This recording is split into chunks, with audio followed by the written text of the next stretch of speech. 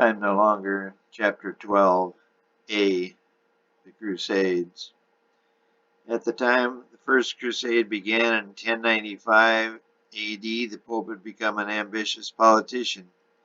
He was in the process of creating a superpower. To this end, the Pope wanted to liberate the Holy Land, the site of the champion of his church's sojourn on earth.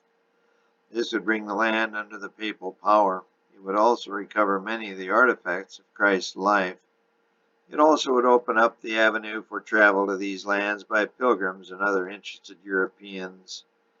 The Holy War was conceived to win back these lands of the Middle East, but the war had to be justified further so that the world could not question the actions of the Crusaders.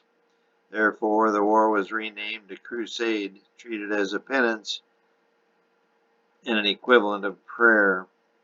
Despite the popularity of the idea, it was discovered that recruiting soldiers for this expedition was very difficult. To counteract this unexpected indifference, propaganda was developed to build an army. All warriors who chose to fight were to wear a cross on their uniforms.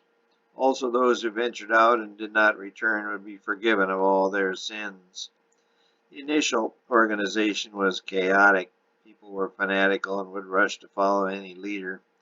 One group was ready to follow a divine goose, but eventually the majority rallied around Peter the Hermit. He was a peasant of small stature, but became somewhat of an icon in the mode of Gandhi. Everything he did was revered.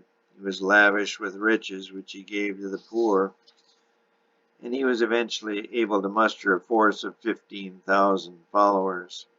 The Pope at the time, Urban II, urged Peter the Hermit to wait for the military force to assemble, but Peter would have none of it. He set out with 15,000 pilgrims from Amiens in 1095.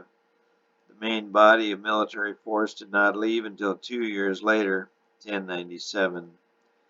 This little band endured many a trial, but they reached Constantinople, the Byzantine capital, on August 1, 1096.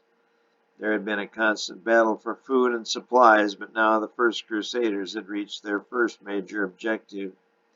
60,000 people had marched 4 months, wearing their crosses and carrying palm branches.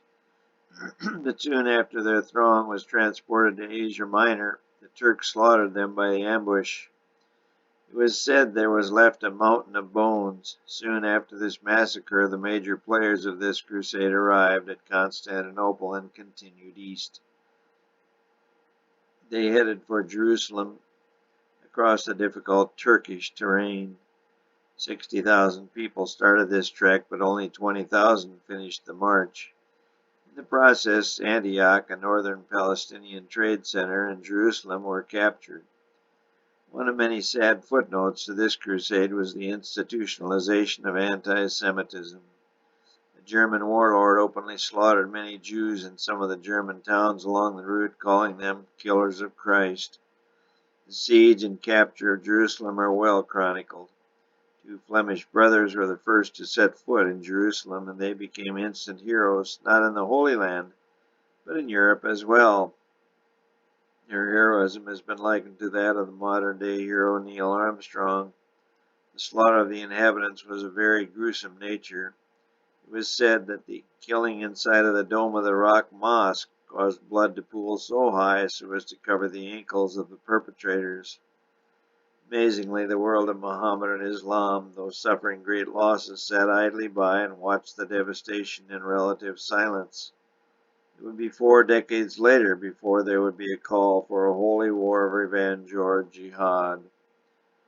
Control of Jerusalem and Antioch were fraught with infighting, and eventually the governments of these 2 cities began to deteriorate. By 1140, the Arab world began to stir. Zengi became the first real leader of the Islamic peoples, the first Islamic strategist, that is, capable of uniting a vast number of warring tribes and princedoms in a combined effort to rid their land of the hated Christians. The Crusader states set up in 1099 were 4 in number: Antioch, Tripoli, Jerusalem, and Edessa. When Zengi captured Edessa, the ancient city of Ur, in 1144, the outrage in the other states and in Europe was intense. St. Bernard of Clairvaux urged that a second crusade be organized. This crusade was led by two kings, Louis VII of France and Conrad III of Germany. These crusaders went down and attacked Damascus, but Nur ad-Din, son of the now deceased Zengi, fought off the crusaders and sent them back to Europe. The crusade was an utter failure.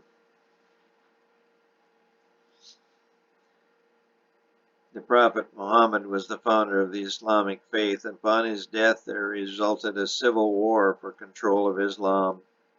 The result was a great schism, creating two factions, and a Sunni and the Shiite. This schism exists even in modern day. Zengi died, and his son Nur ad-Din took control of Edessa and also gained control of Damascus through shrewd political maneuverings. Nur ad-Din was not about to rest on his laurels and has set his sights on Jerusalem. However, Jerusalem was a formidable target, and he needed help. For this he turned to Egypt. Nur ad-Din was a Sunni Muslim, and the Egyptians were of the opposition Shiite sect. It became inevitable that Egypt would need persuading. Nur ad-Din sent an army down to Egypt. Eventually Saladin, one of the generals, became Egypt's new leader. Nur ad-Din died, and Saladin became the new champion of jihad, controlling Islam from Damascus to Cairo. It was at this time in history that the Egyptian Shiites developed hit or assassin squads who had no fear for their own lives. Saladin now wanted to drive the hated Christians out of the Holy Land altogether. Two obstacles stood in his way. The Shiite assassination squads were a constant threat to his life. One quotation attributed to these squads clearly defines their mindset. He who tries to undo a greater master is like a frog who tries to pluck out a deep-rooted rock. We, Shiites, allowed you to live, so be grateful, or we will strip you of it. The larger threat loomed from the north. Reynold of Sheffield, Lord of Antioch, was stirring up trouble. He invaded Cyprus, cutting off all the priests' noses, and then in 1181 he seized a large caravan bound for Mecca. Reynold then tried to attack Mecca. This act unified the entire Arab world against the Franj, or Christians. Even in our modern day, this act is considered by the Muslim world as one of the most heinous acts ever committed against the Muslim world. Through much jockeying for position, the Crusader army eventually became trapped between Saladin's army and the Lake of Tiberias, Sea of Galilee. The date was July 3, 1187. There were two eminences overlooking the lake, known as the Horns of Hattin. The Crusader army marched to save Tiberias, but was trapped. Muslim skirmishers harassed the army from behind, and lying in front of them by the lake shore was the main force of Saladin's army. On either side stood the Horns of Hattin, actual portions of the rim of an extinct volcano. The heat was oppressive even at night, and with water in short supply, the Crusaders were forced to attack. The battle raged all through the day of July 4 and resumed the next morning. The day was all Saladin's, and he won one of the great victories in the history of the Muslim world. He went on to conquer Jerusalem with relative ease, but he made his fatal mistake by failing to take the little sea fortress of Tyre. This left a tiny foothold for the Crusaders, but it was all they would need. The Battle of Hattin, the true cross was captured, and then it disappeared. Rumor has it today it was buried under the threshold of the great mosque of Damascus, in order that every Muslim steps on it as he enters. Enter Richard the Lion-Hearted. King Richard I of England, learning the Crusaders' plight, organized an army and launched the Third Crusade in 1189 to retake control of the Holy Land. Richard took advantage of the foothold left for him by Saladin and decisively defeated Saladin in the Battle of Arsuf on September 7, 1191. Richard then set his sights on Jerusalem a few miles away. Circumstances eventually led to a treaty with Saladin. King Richard realized that any victory in the region would be precarious. Thus he returned to England, where he died in 1199.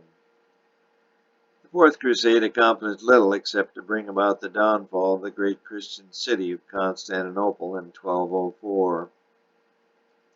The sack of Constantinople resulted in the transfer of the world's greatest storehouse of wealth being transferred to Venice, Italy. The Crusaders owed a debt to the Venetians, and all the treasures were sent on to Venice rather than to Western Europe. Even the horses of Constantine's hippodrome were carried off to Venice, where they can be seen to this day looking down on St. Mark's Square. Subsequent lesser crusades continued for another century, but none were effective, and the kingdom of Jerusalem came to an inglorious end in 1300.